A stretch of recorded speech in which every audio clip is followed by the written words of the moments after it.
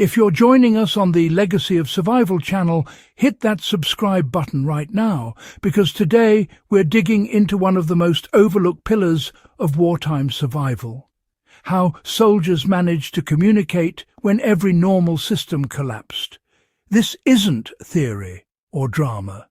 This is the hard-won, improvisational ingenuity that kept units alive under conditions most of us will never experience. For the next few minutes, I'm going to walk you through 9 battlefield communication hacks soldiers invented on the fly during World War II. Tactics that reveal just how resourceful the human mind becomes when survival is on the line. These methods aren't just historical curiosities, they're powerful demonstrations of adaptive thinking, and several of them translate surprisingly well into modern survival scenarios. The first insight soldiers learned was that spoken messages were liabilities, so they built entire communication chains around altered natural sounds to mislead the enemy.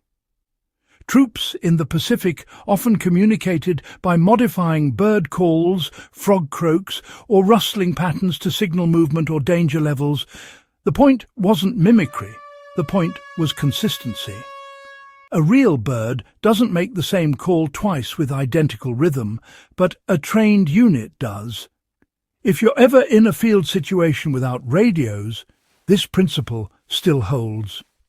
Choose a natural sound in the environment, assign it a meaning, practice until the team produces it reliably, and never vary it unless the meaning changes. That is how units avoided detection while still passing critical information across dense jungle lines. Another field innovation came from the way soldiers repurposed everyday metal gear to send coded knocks. Helmets, canteen cups, and rifle barrels became impromptu transmitters for rhythmic messages. Long before digital encryption, a well-trained squad could communicate distance, numbers, or even directional cues simply by the tone and number of taps. The technique still works today.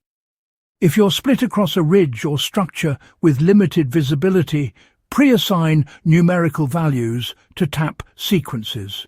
Practice until every member recognizes the patterns instantly, and keep the codes simple enough to perform under stress. Some units depended on the battlefield equivalent of micro-messaging, tiny scraps of paper hidden in equipment seams, bootlaces, or cartridge belts. These notes weren't long, but they were precise coordinates, times, or one-word directives. Soldiers learned that the smaller the message, the harder it was to intercept, and the easier it was to destroy. In a modern survival context, this reinforces the value of concise documentation. Whether you're coordinating a multi-team navigation effort or leaving instructions at a rendezvous point, keep your written communication short, coded, and disposable. When radios failed, soldiers often laid out directional ground markers using whatever materials were available: spent casings, cloth strips, broken branches, or scrap metal. These markers weren't meant for the enemy's eyes, but for friendly scouts and air crews who needed to read a location quickly under fire. The power of this technique lies in its simplicity. You can apply the same concept during search and rescue coordination today by establishing visual codes for direction, alert level, and status. A simple 3-object arrow pointed toward a target location is still one of the fastest non-verbal guides you can create under pressure. In Europe, resistance groups became masters of silent signaling. One of the most effective battlefield hacks involved repositioning everyday objects, lantern shutters, laundry lines, broom angles in doorways, to send messages visible only to those who knew the system. It's easy to underestimate this technique, but it remains one of the most efficient ways to pass information in environments where radios can be intercepted or where silence is essential. The modern equivalent might be rearranging tools, stones, or coloured tags around a base camp to indicate who has passed through, what direction they're moving, or whether conditions have changed. Frontline units also developed what amounted to low-tech fibre-optic communication by pulling communication wire out of ruined field phones and stretching it between positions. Even when the original device was destroyed, the line itself could carry short electrical pulses created manually with scrap components. This was slow but reliable and more secure than open radio waves. For those who train in austere communications, the lesson is clear wire still matters. A simple spool of insulated line can carry power, triggers, or coded pulses across terrain that would otherwise isolate a group. One of the more surprising hacks involved chemical light cues created by burning specific materials to signal units after dark. Different smoke densities or flame colours, often produced by mixing ration pack ingredients or scavenged chemicals, conveyed prearranged meanings. Obviously these signals carried risk, but when visibility was low and timing was critical, they provided unmistakable markers. The modern survival translation is controlled signalling with flares or light sticks.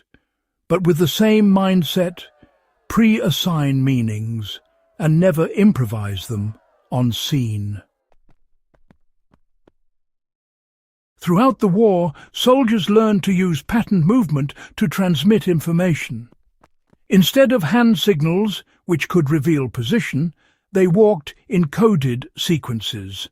2 steps, pause 1 step, or staggered spacing that symbolized changes in plan. This form of communication is extremely effective even today.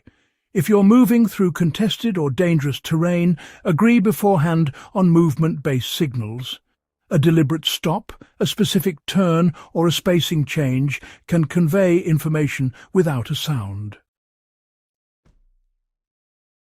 Finally, one of the most underrated communication hacks was the disciplined use of shared reference points. Units chose a single landmark, an unusually shaped tree, a damaged wall, a crater, and built an entire vocabulary around it. North of the scarred oak, or 2 lengths past the broken arch, gave instant clarity even under fog, smoke, or firefight stress. Anyone operating in rough terrain today can apply the same principle. Establish one reference landmark, confirm that every member recognizes it, and anchor all positional updates to that point. These 9 WWII battlefield innovations weren't relics of desperation. They were solutions engineered under maximum pressure, and they prove that effective communication is always possible when a team commits to discipline, clarity, and creativity. If you learned something new today, or if you want more deep-level survival and history content like this, make sure you subscribe to the Legacy of Survival channel and share this guide with someone who appreciates serious historical insight.